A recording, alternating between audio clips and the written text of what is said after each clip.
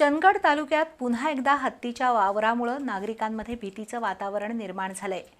Patne forest रेंजमध्ये अण्णा नावाचा हत्ती आढळून आला असून कलिवडे परिसरात अचानक हत्ती समोर आल्यानं ग्रामस्थांमध्ये घबराट पसरली। सध्या हा हत्ती पार्ले भागात असल्याची माहिती असून वन विभागाकडून हत्तीवर सातत्यानं नजर ठेवली जात आहे।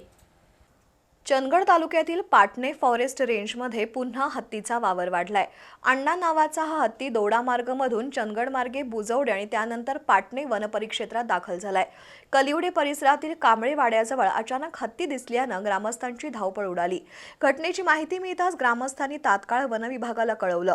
त्यानंतर वनविभागानं सतर्कता बाळगत हत्तीच्या हालचालींवर नजर ठेवण्यास सुरुवात केली आहे।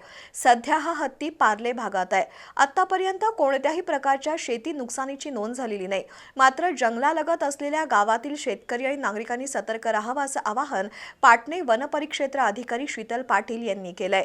दरम्यान सध्या पार्ले भागात असलेल्या या हत्तीला तातडीनं पकडण्यासाठी किंवा सुरक्षितपणे जंगलात परत पाठवण्यासाठी विशेष मोहीम राबवावी अशी मागणी ग्रामस्थांकडून होत आहे।